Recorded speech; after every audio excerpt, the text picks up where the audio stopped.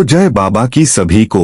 आज हम आपको सुनाएंगे गोगा जी महाराज की महापुराण, जिसको सुनने या पढ़ने से आपके सारे कष्ट दूर हो जाते हैं। और 12वां अध्याय, रानी मैनावंती का जालंधर नाथ योगी से दीक्षा लेना। उसी दिन रात्रि के समय राजा गोपीचंद की माता मैनावंती अपनी उपरोक्त दासी को साथ लेकर जालंधर नाथ योगी के स्थान पर जा पहुंची।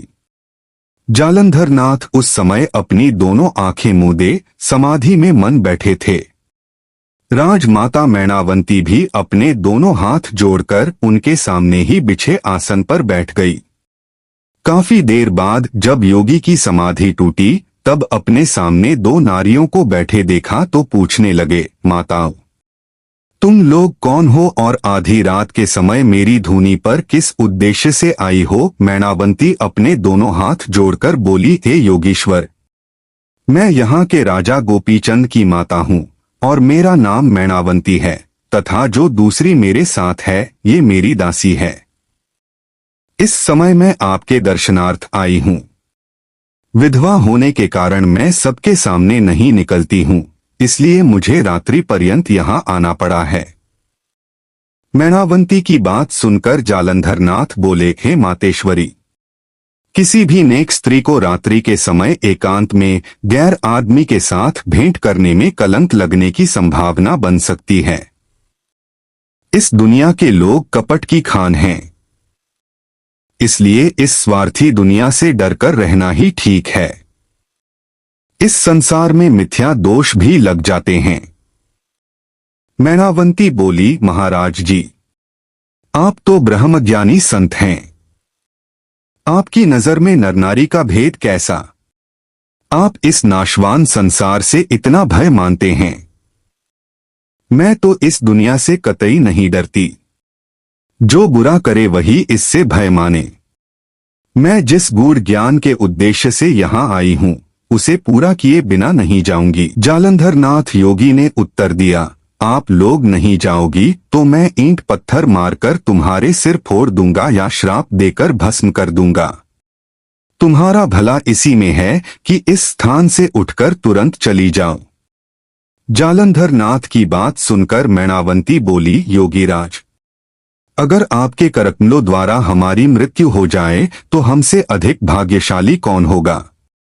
साधु संतों के करकमलों द्वारा मरने से अनायास मुक्ति प्राप्त हो जाएगी, परंतु मेरा ऐसा सौभाग्यशाली भाग्य कहाँ है? रानी मैनावंती को अपनी धुन की पक्की समझ जालंधर नाथ योगी ने पूछा, आखिर तुम्हारा उद्देश्य क्या है, बताओ तो सही। यहाँ किस उद्देश्य से आई हो? इतना सुन मैनावंती बोली, भक्त को ज्ञान अमृत की प्यास होती है, सो मुझे ज्ञान अमृत का पान करा, मेरी अज्ञानता को दूर करने की दया करें। मैनावंती की ज्ञान पिपासा की बात सुनकर योगीराज बोले, समय आने पर तुम्हारी ज्ञान की प्यास दूर करके तुम्हें ज्ञान अमृत का पान करा दीक्षा देकर अपनी चेली बनाऊंगा। इस समय अपने घर जाओ, मुझे भगवान का भजन करने दो। जालंधर नाथ की बात सुनकर मैनावंती ने उनके चरणों में अपनी शीश झुका दिया और प्रणाम कर अपनी दासी को साथ ले अपने महल में जा पहुंची। मैनावंती को दीक्षा प्राप्ति। राजमाता मैनावंती हर तीसरे चौथे दिन योगी जालंधर नाथ की धूनी पर अर्धरात्रि के समय अपनी दासी को साथ ले पहुंच जाती थी और धर्म चर्चा सुन लौट आती थी। एक दिन योगीराज अपनी दोनों आंखें बंद किए तपस्या कर रहे थे। मैनावंती अपने दोनों हाथ जोड़े योगी के सामने बिछे आसन पर बैठी थी कि अचानक एक भयंकर काला सांप तेज चाल से रानी की तरफ आ पहुंचा। रानी बिल्कुल भयभीत नहीं हुई। जब सांप रानी के शरीर पर चढ़ गया तो दासी घबराकर शोर मचाने लगी, मगर रानी पर दासी के शोर मचाने का कोई असर नहीं हुआ। वह निडर हो पहले की तरह ही अपने आसन पर विराजमान रही, हिलीडुली तक नहीं। सांप उसके शरीर पर से होता हुआ बिना काटे ही लुप्त हो गया। इसी प्रकार रानी की कई परीक्षाएं लीं, परंतु रानी मैनावंती विचलित नहीं हुई, सब परीक्षाओं में परिपूर्ण साबित हुई। तब जालंधर नाथ ने रानी को धर्मोपदेश दे अपनी चेली बना लिया और स्वयं राजमाता मैनावंती के गुरुदेव बन गए। अपने गुरुदेव की कृपा से रानी मैनावंती को सारा जगत ब्रह्ममय दिखने लगा। उनके अज्ञान का नाश हो गया। उनका जन्म धन्य हो गया। उन्होंने अपने गुरु के चरणों में शीश झुका दंडवत की। योगीराज ने विद्या के मंत्रों का उच्चारण कर रानी को अमरता का वरदान दिया। मैनावंती प्रसन्नता से परिपूर्ण हो गई। रानी मैनावंती की आंख के आंसू अति उल्लास के साथ राजमाता मैनावंती अपने महल में लौटी। माघ फागुन का महीना था। राजा गोपीचंद तेल की मालिश करवा धूप में बैठे स्नान की तैयारी में थे।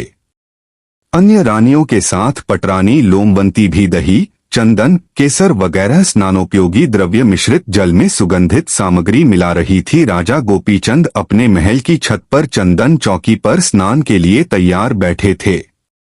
रानियां स्वर्ण झारियों में जल भरे उनके ऊपर छोड़ने को तैयार खड़ी थीं। ठीक उसके ऊपर रानी मैनावंती की अटारी थी, जहां वह विचार मग्न बैठी थीं। जब रानी दासियों के शोर की आवाज राजमाता मैनावंती के कान में पड़ी तो वह खिड़की के झरोखे से नीचे की तरफ झुककर देखने लगी।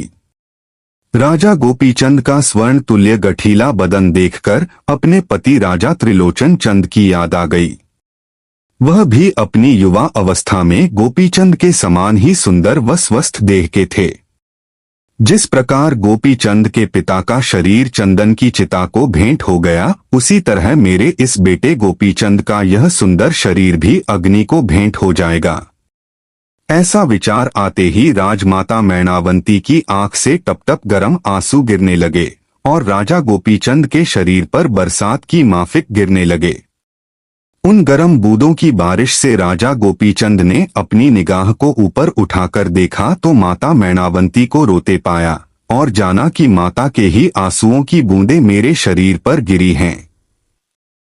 इति श्री गोगा महापुराण 12वां अध्याय समाप्त। जय श्री गोगा जी महाराज। ऐसी ही वीडियो देखने के लिए हमारे YouTube चैनल को लाइक शेयर सब्सक्राइब जरूर करें।